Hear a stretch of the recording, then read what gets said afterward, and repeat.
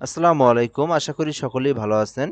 গণপ্রজাতন্ত্রী বাংলাদেশ সরকার প্রতিরক্ষা মন্ত্রণালয়ে যে নিয়োগ সার্কুলারটা প্রকাশ করা হয়েছিল এসআই পদে, তো এইটার কিন্তু সময় আর মাত্র ২ থেকে ৩ দিন আছে। তো যারা এখনো আবেদন করেন নাই অবশ্যই আবেদনটা করতে পারেন।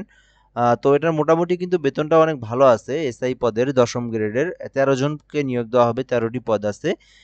তো এটাতে আবেদন করতে কিন্তু শুধুমাত্র ডিগ্রি অথবা অনার্স পাশে আবেদন করা যায়। তো আজকের ভিডিওতে আমরা এটা সম্পর্কে আবারও এটার সম্পর্কে বিস্তারিত আলোচনা করব, কিভাবে আপনি আবেদন করবেন। তারপরে এখান থেকে এই আবেদনের সম্পর্কে এডুকেশনাল কোয়ালিফিকেশনটা, পাশাপাশি এখান থেকে আবেদনের পেমেন্ট ফি কত, সবকিছু আমরা আজকের এই ভিডিওতে আমরা তুলে ধরবো আরকি। ঠিক আছে?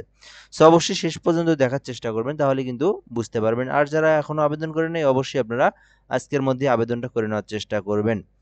তো যাই হোক, এর আগে একটা কথা বলে নেই, যদি চ্যানেলটাতে নতুন হয়ে থাকেন অবশ্যই সাবস্ক্রাইব করে রাখবেন। বাংলাদেশের সকল সরকারি সার্কুলারগুলো এই চ্যানেলে আপলোড করে দেওয়া হয়। সো অবশ্যই চ্যানেলটাতে সাবস্ক্রাইব করে রাখবেন। আশা করি আপনি ভালো ভালো সার্কুলারগুলো সবার আগে আপনি পেয়ে যাবেন ইনশাআল্লাহ। তো প্রধান প্রশাসনিক কর্মকর্তার কার্যালয়ে প্রশাসনিক ও আওতাধীন প্রতিরক্ষা গোয়েন্দা মহাপরিদপ্তরের সাংগঠনিক কাঠামোর রাজস্ব খাতভুক্ত নিম্নবর্ণিত বেসামরিক শূন্যপদসমূহে অস্থায়ী ভিত্তিতে পূরণের জন্য বাংলাদেশের প্রকৃত নাগরিকদের নিকটতে অনলাইনে আবেদনের জন্য আহ্বান করা হচ্ছে। অর্থাৎ ১ নম্বর বিষয় হচ্ছে বাংলাদেশের সকল জেলার সকল প্রার্থীরাই কিন্তু আবেদন করতে পারবে, যে কেউ চাইলেই। দ্বিতীয় বিষয় হচ্ছে এটা আপনার প্রতিরক্ষা মন্ত্রণালয়ের যে গোয়েন্দা বিভাগ আছে সেই গোয়েন্দা বিভাগের কিন্তু নিরাপত্তা পরিদর্শক এসআই পদে কিন্তু নিয়োগ সার্কুলার। তো এটাতে আপনার ১০তম গ্রেডের ৩৮,৬৪০ টাকা পর্যন্ত বেতন স্কেল হয়ে থাকবে। তো এটাতে কিন্তু ১৩টি পদ আছে। সো এই পদে আপনি এপ্লাই করতে চাইলে যে এডুকেশনাল কোয়ালিফিকেশনের প্রয়োজন সেটা হচ্ছে ২য় শ্রেণী বা সমমানের সিজিপিএ সহ স্নাতক ডিগ্রি, অর্থাৎ শুধুমাত্র ডিগ্রি পাস অথবা অনার্স পাস করলেই কিন্তু আপনারা এটাতে এপ্লাই করতে পারবেন। সো এরপর আমরা এখান থেকে দেখব বয়সের বিষয়টা। ১৮ থেকে ৩২ বছরের মধ্যে হইলে আপনি আবেদন করতে পারবেন। ৩২ বছর প্লাস হইলে কিন্তু আপনি আবেদন করতে পারবেন না। এরপরে যদি আমরা এখান থেকে বলি, বেশ কিছু নীতিমালা দেওয়া আছে এখানে। নিয়োগের ক্ষেত্রে বিদ্যমান যে সরকারি বিধিবিধান আছে সেটা মানা হবে এবং এমসিকিউ লিখিত মৌখিক পরীক্ষায় অংশগ্রহণের জন্য কোনো প্রকার টিএ দেওয়া হবে না। সো এরপরে বেশ কিছু দেওয়া আছে এখান থেকে, যারা ক্ষুদ্র নৃগোষ্ঠী প্রতিবন্ধী যারা আছে তাদের জন্য যে বিষয়গুলো সেগুলো দেওয়া আছে। সো আমরা এখান থেকে দেখবো আবেদনের জন্য। তো আপনি যদি এই সার্কুলারে, অর্থাৎ প্রতিরক্ষা মন্ত্রণালয়ের যে সার্কুলারটা, এটাতে যদি আপনি আবেদন করতে চান এসআই পদে, সেক্ষেত্রে অবশ্যই আপনাকে ক্রোম ব্রাউজার থেকে dcdteletalk.com.bd এই ওয়েবসাইট থেকে আপনাদেরকে আবেদন করতে হবে। সো এরপর আমরা এখান থেকে দেখবো আবেদনটা যদি আপনি করতে চান তাহলে এই লিঙ্ক থেকে আপনারা অবশ্যই করবেন। এখান থেকে আবেদনটা করতে চাইলে ২৩শে অক্টোবরের আগে আপনাদেরকে আবেদন করতে হবে। সো আর মাত্র ২ দিন আছে। এই ২ দিনের মধ্যে কিন্তু আপনাদের এই অ্যাপ্লিকেশন কপিটা করতে হবে। সো এরপরে কিন্তু আপনারা আর করতে পারবেন না। বিকাল ৫টা পর্যন্ত সময় আছে, ২৩ তারিখ।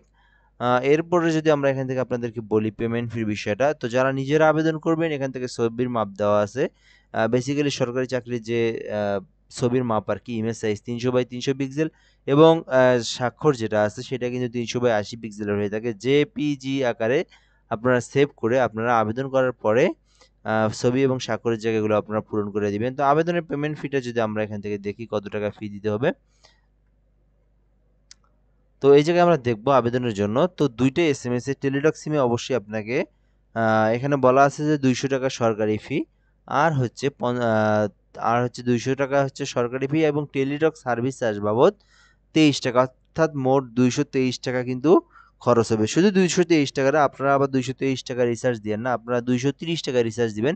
আপনি যে ২ টা এসএমএস করবেন সেক্ষেত্রেও কিন্তু আপনার ৳৫ কেটে যাবে, অর্থাৎ ৳২৩০ টেলিটক সিমে রিচার্জ দিয়ে এটার আপনাদের পেমেন্ট ফি যেটা সেটা কিন্তু আপনি পরিশোধ করতে পারবেন। এখানে কিভাবে পরিশোধ করবেন পেমেন্ট ফি সে বিষয়টা দেওয়া আছে।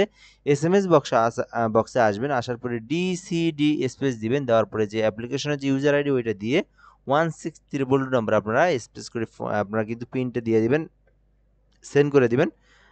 তো একটু পরে দেখবেন আপনার একটা এসএমএস আসছে, সেইখানে একটা পিন নাম্বার আছে। তো এই ডিসিডি স্পেস দিয়ে ইয়েস দেওয়ার পরে ওই পিন নাম্বারটা বসিয়ে দিয়ে 16322 নাম্বারে পেমেন্ট করে দিলে আপনার টাকাটা কেটে নিলেই আপনার আবেদনটা সম্পূর্ণ হয়ে যাবে। এরপর যখন আপনার যখন অ্যাডমিট কার্ড আসবে তার আগে একটা এসএমএস আসবে, সেটা দিয়ে কিন্তু আপনার অ্যাডমিট কার্ডটা বের করে নিয়ে এক্সাম দিতে হবে। সো এই হলো বিষয় আজকের ভিডিওতে। তো এখানকার মেইন যে বিষয়টা, যারা আবেদন করেন নাই ২৩ তারিখের আগে অবশ্যই আপনারা আবেদনটা করার চেষ্টা করবেন। এরপর কিন্তু আপনারা আর আবেদন করতে পারবেন না।